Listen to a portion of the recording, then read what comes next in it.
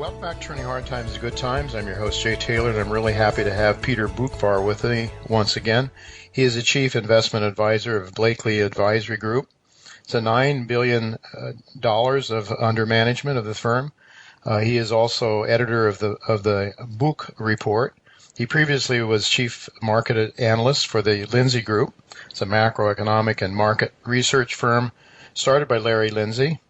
And many of you, probably most of you, have seen him one time or another on CNBC. He's a frequent guest and analyst at CNBC. We've enjoyed his commentary for many years.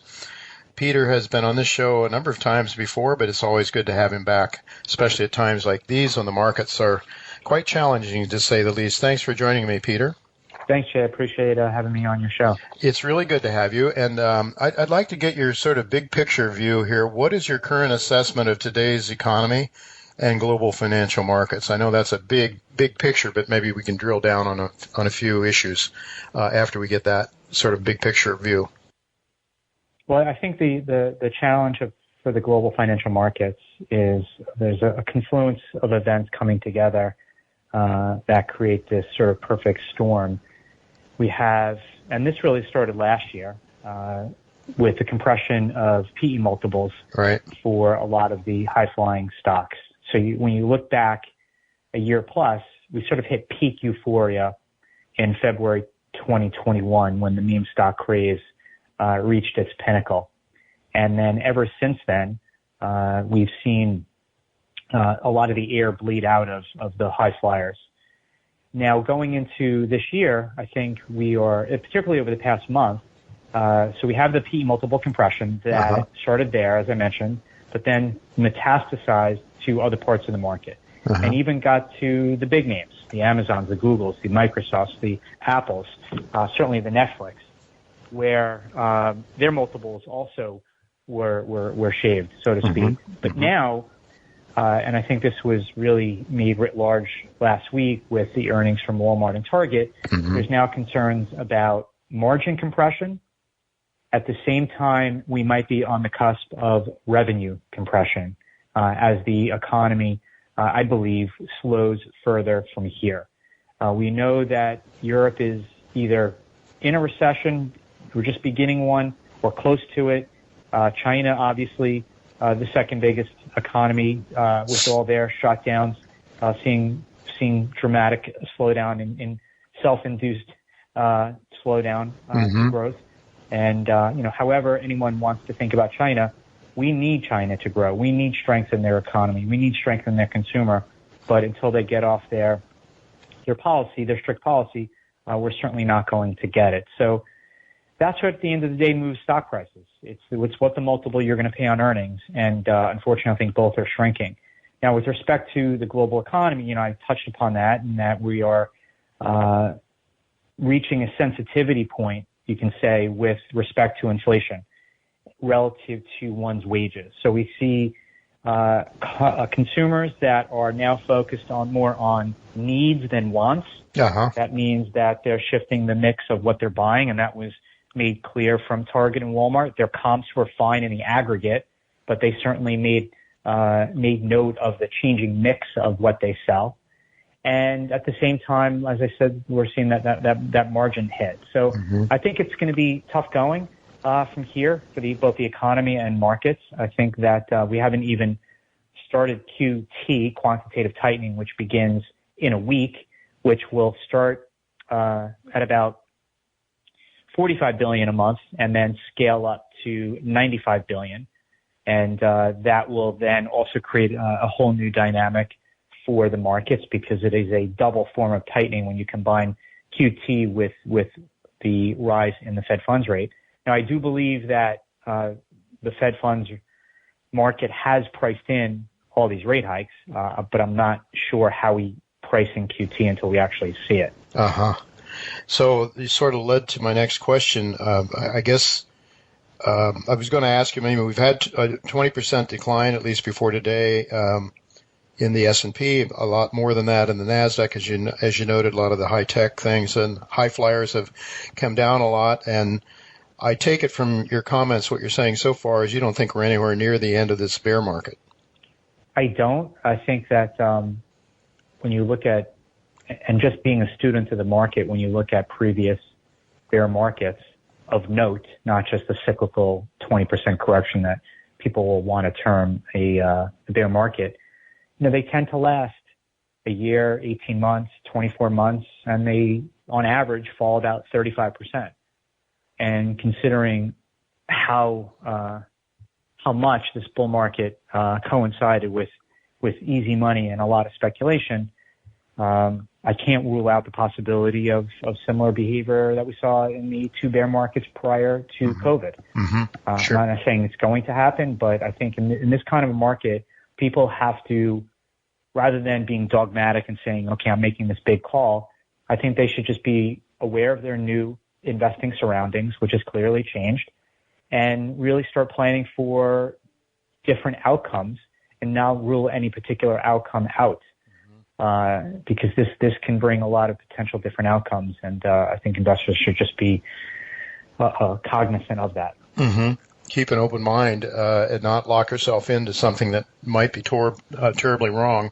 So I hear you saying that the margins are decreasing because of the mix. People are buying what they have to have, not necessarily what they want to have. But the top line growth hasn't really declined that much in places like Walmart and those retailers, or is it, yeah. Yeah, I mean, they're hanging in right now because, again, people are just shifting the mix of what they spend, but still spending. But we could be on the cusp of something. Home Depot, they said that their comps exceeded expectations, but that was in the face of a decline in the number of transactions. It was more than offset by an increase in the dollar amount of those transactions. Now, Home Depot, it's clear, has a higher average income customer, and that's partly due to, well, if you go to Home Depot, chances are you own a home as opposed to renting one, and as opposed to Walmart, which has customers that span the entire income spectrum.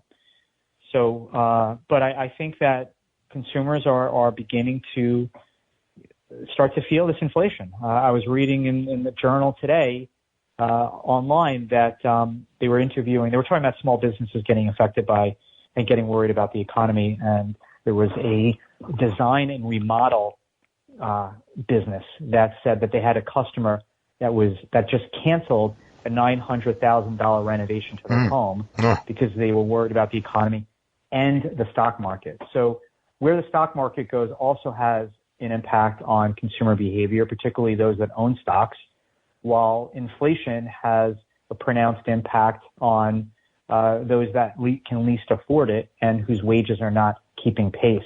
So the combination, and we're in a consumer-led economy, should lead to a slowdown and more moderation in consumer spending in the aggregate.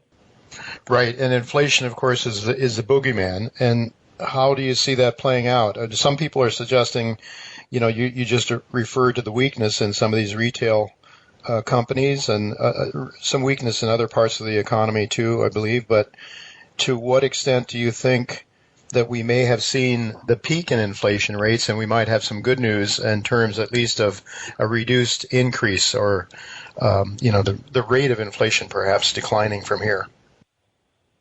Well, I'll start with the boogeyman word is correct, but in multiple ways.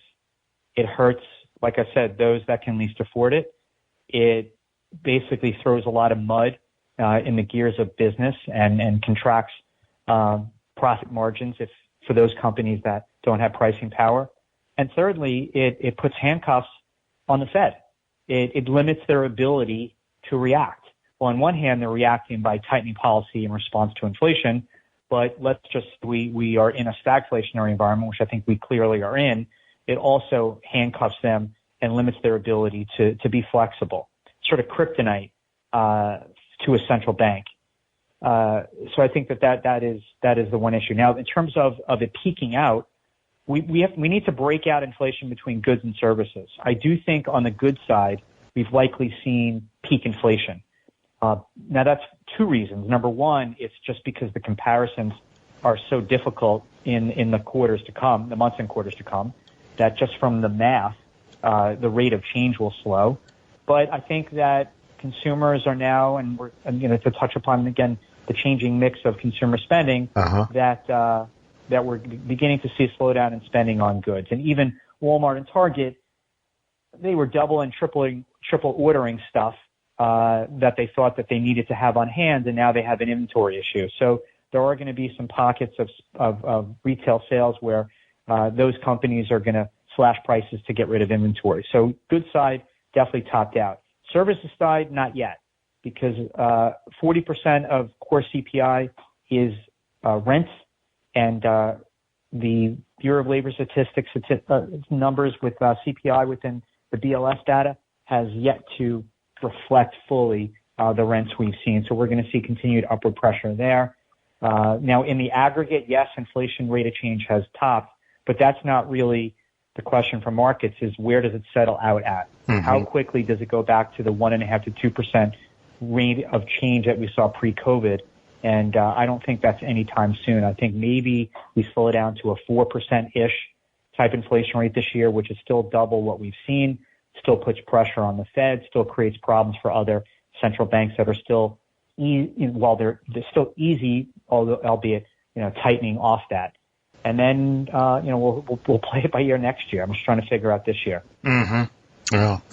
Well, it certainly is a challenge. And inflation, some people have, there's a lot of people, I guess, make money selling newsletters by being, by overstating things and making things seem spectacular. But some people have compared this to the worst inflation since the 1970s. I'm old enough to have lived through that time frame. I guess my station in life is a little better than it was when I was 20 in my 20s. But I just wonder, how far this thing can go. It's really a very serious social problem now, isn't it? And do you think that we're going to start to see more money, more checks being written to people who can? I mean, the Biden administration is talking about forgiving all the rent, all the tuition, student tuition, college tuition, all that sort of thing. Do you think we're likely to see more of that sort of social spending coming out of this administration? And if so, might that not continue the inflationary problem? Well, we're about 5 months plus from the midterm elections. And you can be sure that the Democrats, who obviously hold the purse strings, will do everything that they can to maintain control. And that will include sending money out.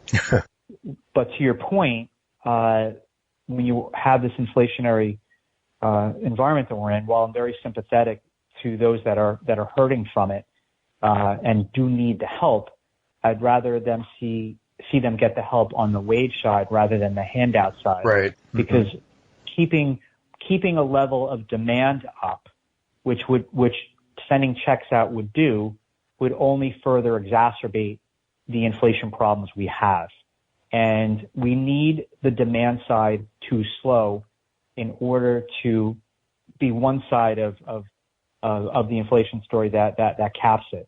We need prices to remain high at the same time to stimulate more supply, which then would come into the market to quell prices. We need the lack of a market between the government spending $5 trillion over 2 years between Trump and Biden, the Fed essentially financing it.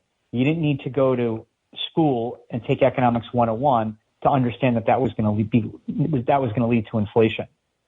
So now we need less fiscal spending, less monetary easing, which we're obviously getting through the tightening, and sort of let the market correct itself and cool down these prices. Mm-hmm. Peter, how much higher? I mean, we need to see higher interest rates, obviously, to come. It's necessary. If we had a free market, we would have higher interest rates, I have no doubt. When you have inflation running at 8%, I guess, the key to me is inflation coming down. If inflation can come down, then the interest rate issue isn't as important. I think you'd agree. How much higher do you think interest rates can go before some real problems start to occur in the financial markets? Well, we've already seen a 20% decline in the S&P, and we've already seen a 25% plus decline in the NASDAQ, 26% even with today's rally, and that's in response to higher interest rates. we're already seeing the pace of housing transactions slow in response to higher interest rates. So we already are seeing a response to higher interest rates. But things don't happen all at once. These things unfold in a process, and that process is unfolding in front of our eyes. All right, just with a couple of minutes left, you mentioned that you want to try to figure out what's going on this year, and you'll worry about next year. But what are you advising your clients? How are you advising them to invest at this stage, and how are you investing on their behalf? Well, I'll start by saying it's obviously very difficult. If a lot of it comes down to one's time horizon. Sure. We tell our clients if you have a big financial expense that you need to save for the next year or two, whether it's college, a wedding, a big party, or whatever, that money should be out of the market. That money should be in cash. Your liquidity needs should be spoken for. And outside of that, for those that want to be invested, we're favoring value stocks over the growthy stuff. The stuff that didn't work over the last 5 years, we expect to work over the coming 5 years. We've been bullish on commodities, so we have decent exposure there. I've been stubbornly bullish on gold and silver, and not sure yet what that's gotten me. But at least this year, they're actually trading pretty well. But I still remain pretty bullish on that. And I still think that investors, when looking out over 5+ years, still should be looking internationally, because those markets have dramatically underperformed looking back the past 10 years. And I think that it's time for the rest of the world's markets to catch up to the dramatic outperformance of the U.S.